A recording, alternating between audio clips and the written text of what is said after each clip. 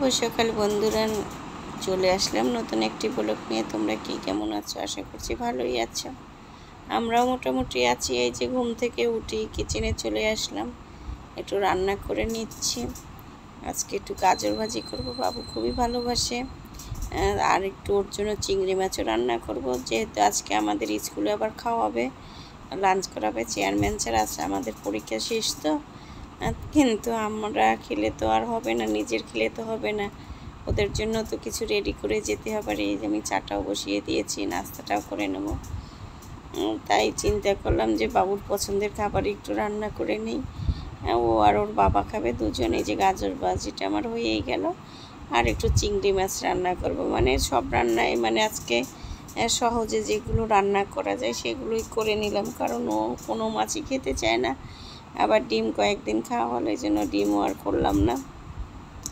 তাই গাজর ভাজিটা হয়ে গেছে। গাজর ভাজিটা হয়ে গেলে চিংড়ি মাছটা নামিয়ে রেখেছি, চিংড়ি মাছটাও রান্না করে নেবো। এই যে এখন চিংড়ি মাছটা বসিয়ে দেব। কারণ চিংড়ি মাছ রান্না করতে তো সময় লাগে না, তাই আজ একটু আগে সকালে উঠে রুটিও বানিয়ে নিয়েছি। সেটা আর তোমাদের সাথে শেয়ার করতে পারলাম না, আর ইচ্ছে করলো না। মানে ভিডিওটা করাও কিন্তু একেবারে সহজ কাজ না, সেই স্ট্যান্ড আনতে হয়, ঠিক করতে হয়। মানে তবে এখন ভালোই লাগে যে সকালে কাজটা করি, তো রাতটা একেবারে রিল্যাক্সে থাকা যায় সন্ধ্যার পর। কিন্তু সকালে ঘুম থেকে উঠতেই যত সমস্যা, মানে সবসময় তো লেট করে ওঠার অভ্যাস, তাই ভাল লাগে না। আর একটু মনে করলাম শুধু মাছ তো রান্না করবো, একটু আলুও দিয়ে নিই, কারণ বাবু আলুটাও পছন্দ করে, তবে অল্পই দিলাম। আর এই যে এখন পেঁয়াজটাও দিয়ে নিচ্ছি। মানে ও আর ওর বাবা খাবে, তার ডালটাও রান্না করা হয়ে গেছে। ডালটাও রান্না করবো আজকে লাউ দিয়ে। মানে ওই চুলায় গাজরটা বসিয়ে দিয়েছিলাম, আর এই চুলায় এই যে চিংড়ি মাছটা বসিয়ে দিয়েছি। মানে একসাথে দুটো, একটা ক্যামেরা দিয়ে দুটো মানে চুলা একসাথে সুন্দর দেখা যায় না, তাই এভাবেই করে নিচ্ছি।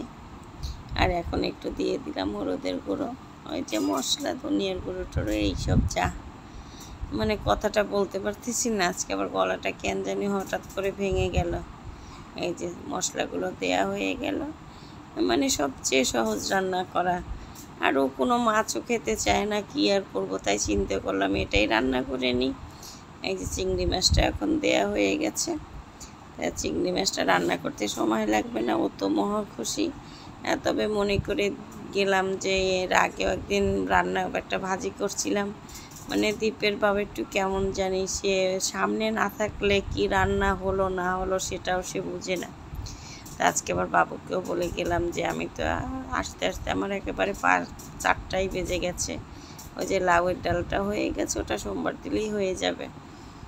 যে বাবা গাজর ভেজে রেখেছি, তোমাকে জানি একটু মেখে দেয়, কারণ ও ভাতটা হাত দিয়েই খায়, কিন্তু মেখে দিতে হয়। হয়ে গেল রান্না বান্না। আর ওই যে বললাম না একটু রুটি বানিয়েছিলাম, এই যে রুটি আর একটা ডিম পোচ করে নিলাম। আর ওই যে আমার পছন্দের চা, যেটা ছাড়া আমার এক মুহূর্তেও চলে না, সেটা যতই গরম হোক, মানে 100 ডিগ্রি তাপমাত্রা হলেও মনে হয় এটাকে আমি অ্যাভয়েড করতে পারবো না, মানে এমন একটা অভ্যাস হয়ে গেছে। এই স্কুলে চলে গেলাম, পরীক্ষা হয়ে গেল। এই যে এখন এই যে আমাদের স্যার লাঞ্চ করাচ্ছে সবাইকে, আজকে সব কলিগরা একসাথে হলাম, ভালোই লাগলো। এখন আমরা সবাই লাঞ্চ করে নিচ্ছি।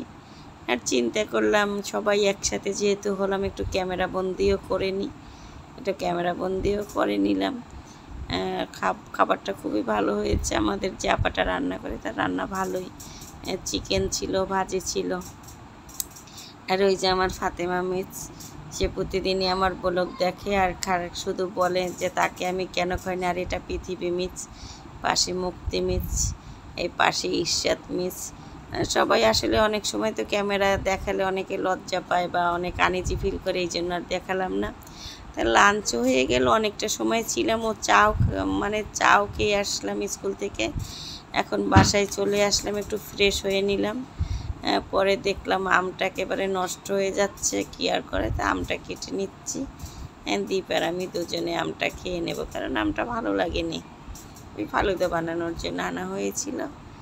তা আমটা খাওয়া হয়ে গেল, কিন্তু অনেকটা সময় স্কুলে ছিলাম তো মাথাটা খুবই ব্যথা করতেছে, তা বাবুকে দুধটা দিলাম আর আমি দুধের সাথে একটু কফি মিলিয়ে নিলাম।